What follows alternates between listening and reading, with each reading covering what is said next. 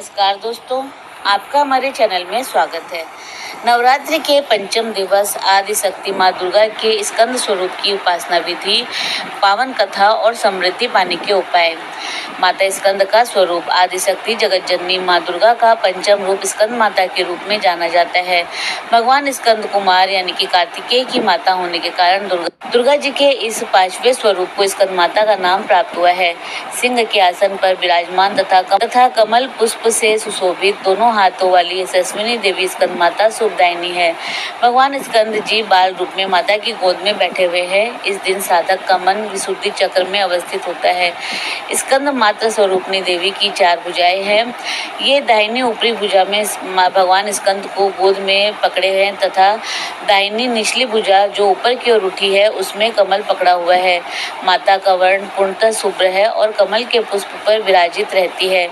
इसी से इन्हें पद्मासना की देवी और विद्यावाहिनी दुर्गा देवी भी कहा जाता है। इनका वाहन भी सिंह है। इस माँ स्कंद माता सूर्य मंडल की अधिष्ठात्री देवी है। इनकी उपासना करने से साधक अलौकिक तेज को प्राप्त करता है। यह अलौकिक प्रभा मंडल प्रति क्षण उसके योगक्षेम का निर्वहन करता है। एकाग्र भाव से मन को पवित्र करके माँ की स्तुति करने से दुखों से मुक्ति पाकर मोक्ष का द्वार सुलभ होता है। इनकी आराधना से विशुद्धि चक्र के जागृत होने वाली सिद्धियां स्वतः ही प्राप्त हो जाती है। इनकी आराधना से मनुष्य सुख शांति की प्राप्ति करता है। स्कंद माता की पूजा विधि। कुंडली जागरण के उद्देश्य से जो साधक माँ दुर्गा की उपासना कर रहे हैं उनके लिए दुर्गा पूजा का यह दिन विशुद्धि चक्र की साधना का होता है।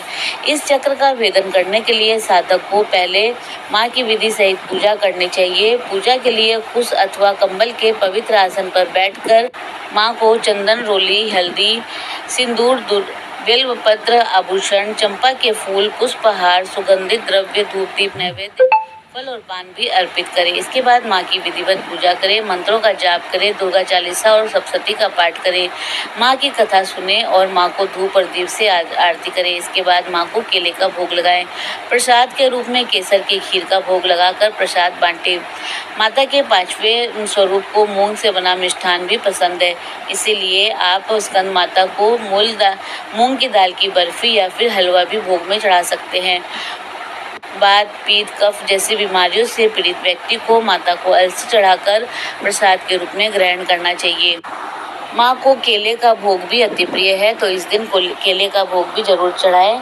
इससे विद्या बुद्धि में बढ़ोतरी होती है, साथ ही निरोगी काया मिलती है।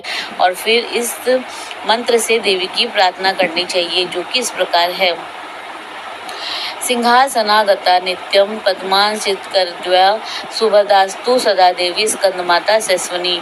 उसके बाद पंचोपचार विधि से देवी स्कंद माता की पूजा करनी चाहिए। नवरात्रि की पंचमी तिथि को कई कई भक्त पांग ललिता का व्रत भी रखते हैं। इस व्रत को फलदायक कहा गया है। जो भक्त देवी स्कंद माता की भक्ति भाव से पूजा करते हैं उसे देवी की कृपा प्राप्त होती है। देवी की कृपा से भक्त की सभी मुरादें पूरी होती है और घर में सुख शांति एवं समृद्धि बनी रहती है। ये शास्त्रों में कहा गया है कि इस चक्र में अवस्थित साधक के मन में समस्त बाह्य क्रियाओं तथा चित्त वृत्तियों का लोप हो जाता है और उसका ध्यान चैतन्य स्वरूप की ओर होता है। समस्त लौकिक, सांसारिक, मायाविक बंधनों का त्याग कर वह पद्मासना माँ स्कंद माता के रूप में पूर्णतः समाहित होता है। साधक को मन को एकाग्र रखते हुए साधना के पथ पर आगे बढ़ना चाहिए।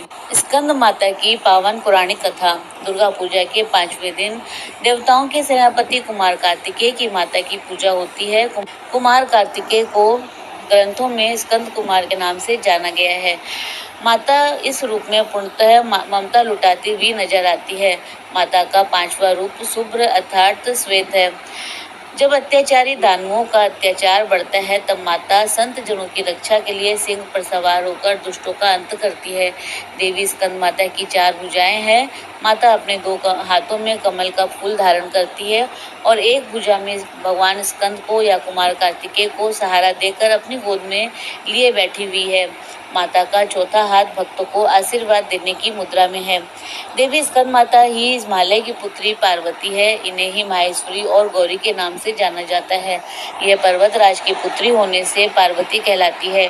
महादेव की बामनी यानी कि पत्नी होने से माहेश्वरी कहलाती है और अपने गौर वर्ण के कारण देवी गौरी के नाम से पूजी जाती है। माता को अपने पुत्र से अधिक प्रेम है, अतः माँ को अपने पुत्र के नाम के साथ संबोधित किया जाना अच्छा लगता है। जो भक्त माता के इस स्वरूप की पूजा करते हैं, माँ उन पर अपने पुत्र के समान स्नेह लुटाती है। नवरात्र पर 5वें दिन माँ स्कंद माता के रूप की पूजा की जाती है। 9 ग्रहों की शांति के लिए स्कंद माता की खास पूजा अर्चना की जाती है। ऐसा माना जाता है कि 5वें दिन स्कंद माता को खुश करने से बुरी ताकतों का नाश होता है और बुरी नज़र से मुक्ति मिलती है। देवी की इस रूप की पूजा से असंभव काम भी संभव हो जाता है। स्कंद माता को ही पार्वती, महेश्वरी और गौरी कहा जाता है। स्कंद कुमार की माता होने के कारण इनका नाम स्कंद माता पड़ा। देवी का स्कंद माता रूप राक्षसों का नाश करने वाली है। कहा जाता है कि एक बार ताड़कासुर नाम के भयानक राक्षस ने तपस्या करके भगवान ब्रह्मा से अजय जीवन का वचन ले लिया, जिससे उसकी कभी मृत्यु न हो। लेकिन जब ब्रह्मा जी ने कहा कि इस संसार में जो आया है उसे एक न एक दिन तो जाना ही पड़ेगा, तो ताड़कासुर ने कहा कि यदि उसकी मृत्यु हो तो शिव के पुत्र के हाथों हो।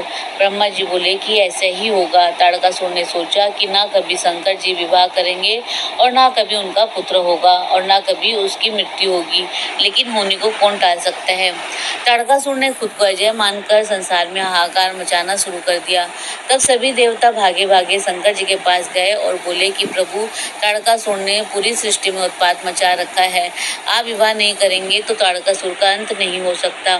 देवताओं के आग्रह पर शंकर जी ने साकार रूप धारण करके पार्वती जी से विवाह रचाया। शिव और पार्वती के पुत्र का जन्म हुआ, जिसका नाम कार्तिकेय था। कार्तिकेय जी का नाम ही स्कंद कुमार है। स्कंद कुमार ने ताड़कासुर का वध करके संसार को अत्याचार से बचाया। स्कंद कुमार की माता होने के कारण ही माता पार्वती का नाम स्कंद माता भी पड़ा। माना जाता है कि देवी स्कंद माता के कारण ही माँ बेटे के संबंधों की शुरुआत हुई। देवी स्कंद माता की पूजा का विशेष महत्व है। स्कंद माता अगर प्रसन्न हो जाए तो बुरी शक्तियाँ भक्तों का कुछ नहीं बिगाड़ सकती। इनकी पूजा से असंभव काम भी संभव हो जाता है। नवरात्रि के पंचम दिवस पर सर्व बाधा नाशक उपाय। विवाह में आने वाली बाधा को दूर करने के लिए ये उपाय बहुत ही कारगर है। इसमें आपको 36 लौंग और 6 कपूर के टुकड़े लेना है और इसमें हल्दी और चावल मिलाकर इससे माँ दुर्गा को आहुति देनी है। उपाय नंबर 2, अगर आपको संतान की प्राप्ति नहीं हो रही है तो आप लौंग और कपूर में अनार के दाने मिलाकर माँ दुर्गा को आहुति दें। इससे जरूर लाभ होगा, संतान प्राप्ति का सुख मिलेगा। उपाय 3, अगर आपका कारोबार ठीक से नहीं चल रहा है तो इस समस्या को दूर करने के लिए लौंग और कपूर में अमलतास के फूल मिलाएं। अगर अमलतास नहीं है तो कोई भी पीला फूल मिलाएं और माँ दुर्गा को आहुति दें। आपका बिजनेस खूब फलेगा। उपाय नंबर 4, जिन लोगों की विदेश यात्रा में कठिनाई या बाधा आ रही है वे मूली के टुकड़ों को हवन सामग्री में मिला लें और हवन करें। विदेश यात्रा का योग बनेगा। उपाय नंबर 5, हमेशा कार्य में बाधा आ रही हो तो बाधा निवारण के लिए ये उपाय करें।